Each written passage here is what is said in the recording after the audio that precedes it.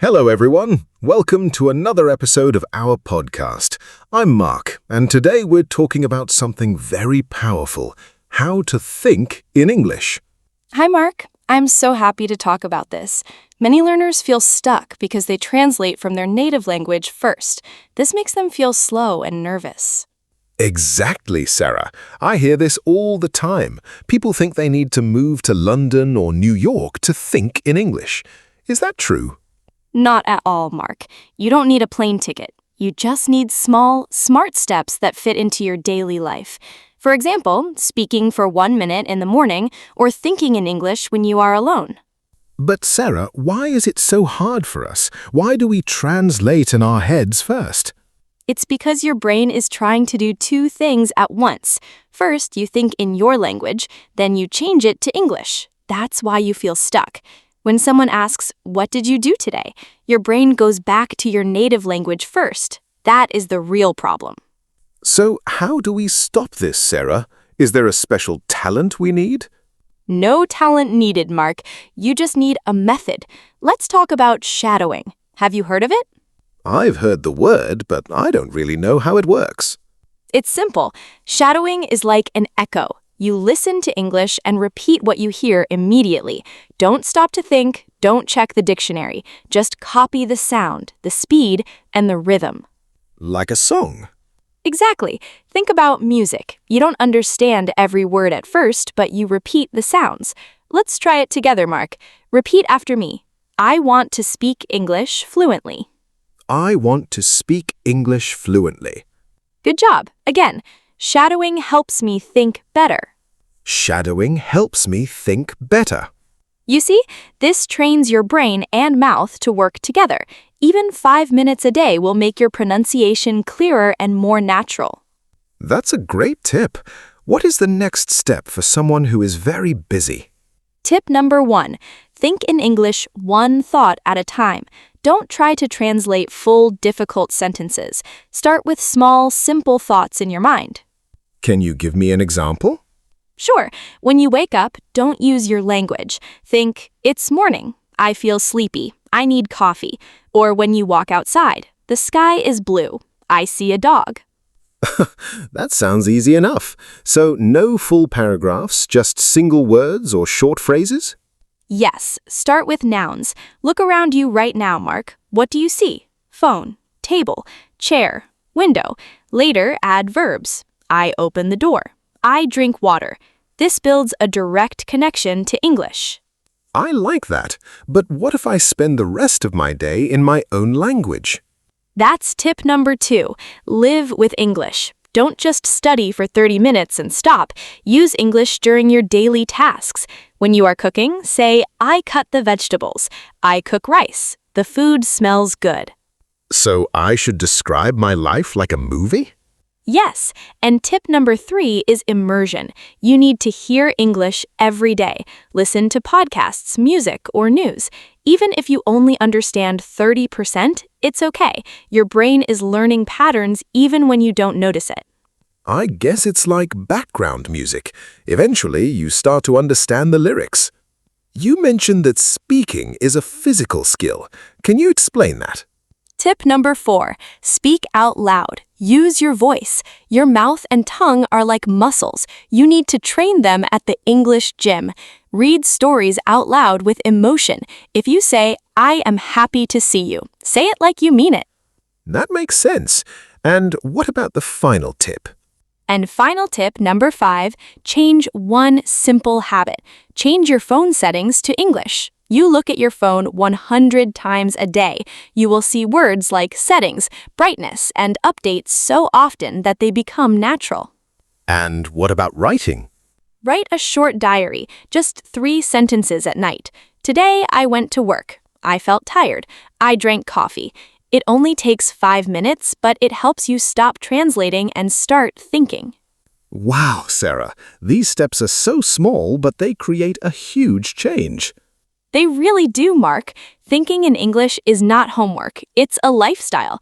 Start small, stay consistent, and don't worry about being perfect. Thank you, Sarah. Everyone, remember, don't just learn English, use English. Before we go, we have a question for you. Try to look around right now and name 3 things you see in English. Tell us in the comments. We can't wait to read your answers. See you in the next episode. Goodbye. Mark, earlier you mentioned shadowing. Honestly, I tried it once, but it felt very fast. I couldn't catch the words. Is it normal to feel like I'm failing? Oh, 100% normal, Mark. That's a great question. Most beginners feel like they are tripping over their words. But here's the secret. You don't have to understand every word at first. Wait, really? I thought the goal was to understand everything. Not in the beginning. Shadowing is about muscle memory. Your tongue needs to learn how to move. Listeners, think about learning to drive a car.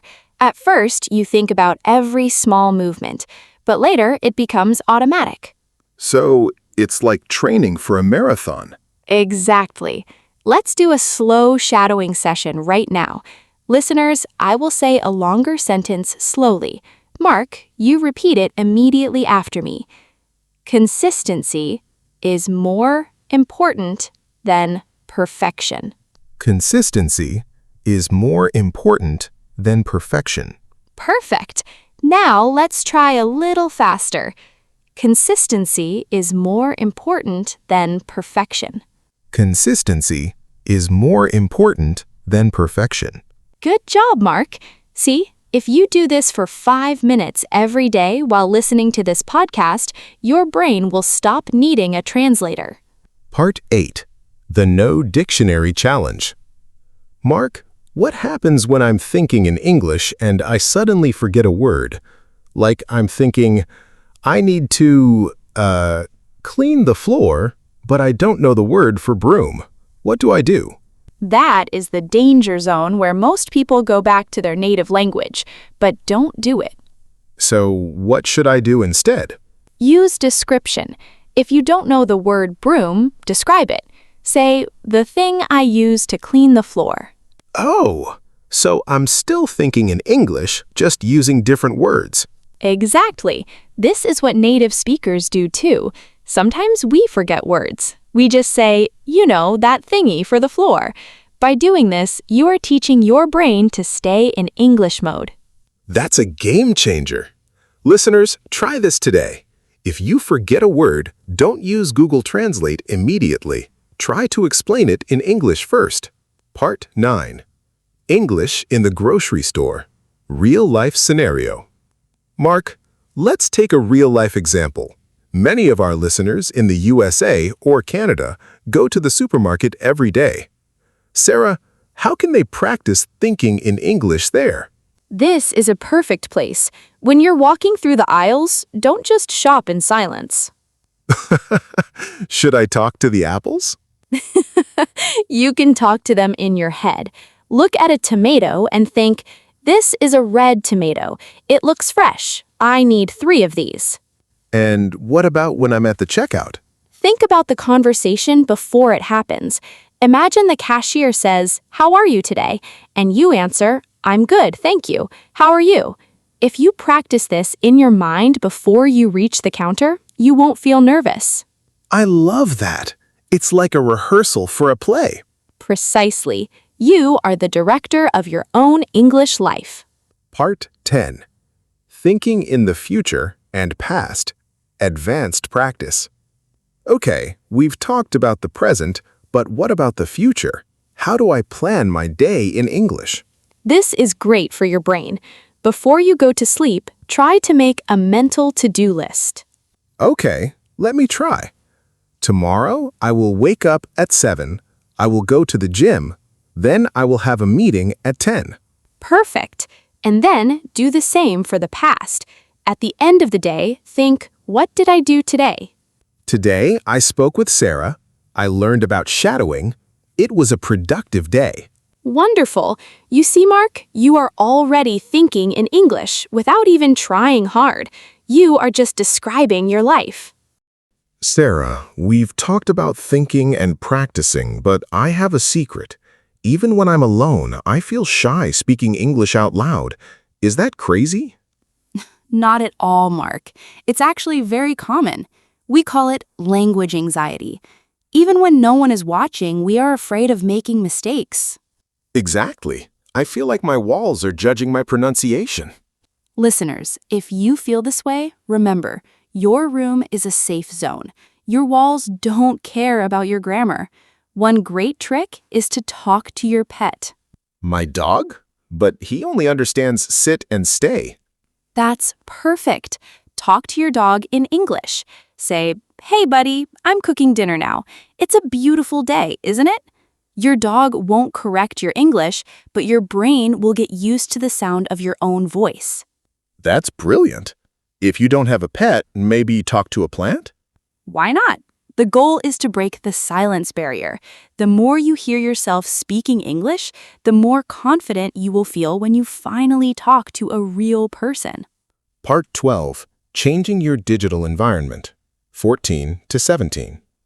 Earlier, you mentioned changing phone settings to English. I did that, but it was so confusing at first. I couldn't find my camera.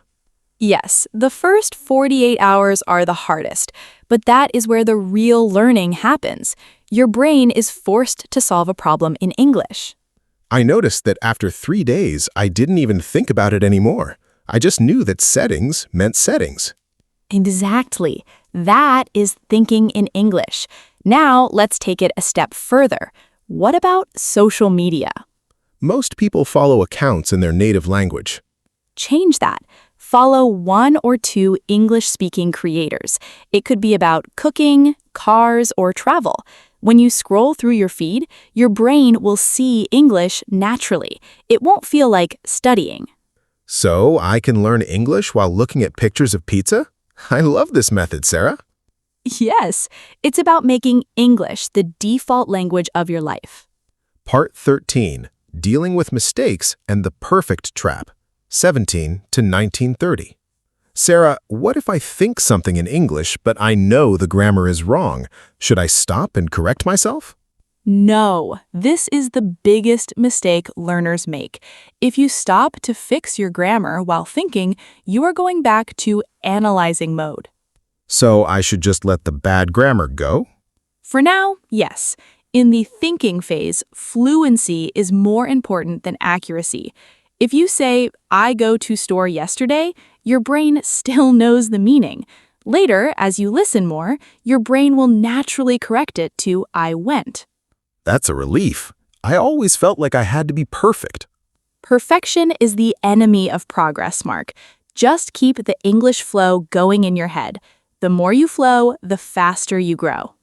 Part 14. Final encouragement and the 7-day English Thought Challenge. 1930 to 21. Wow, we have covered so much today. I feel like I have a whole new toolkit for my brain. I'm so glad. But remember, listeners, listening to this podcast is just the start. You have to act. So, what is the challenge for this week? I call it the 7-day English Thought Challenge. For the next 7 days, I want you to spend just 5 minutes every morning naming things around you and 5 minutes every night writing 3 simple sentences. Only 10 minutes a day? Everyone can do that. Yes, and if you do it for 7 days, come back to this video and comment, "I did it." We want to celebrate your progress. I'm going to start right now. Sarah, thank you for being such a great teacher today. You're welcome, Mark. And to all our listeners, you have the power to change your life one thought at a time. Don't forget to like and subscribe if you found this helpful. It means the world to us. See you in the next episode. Goodbye.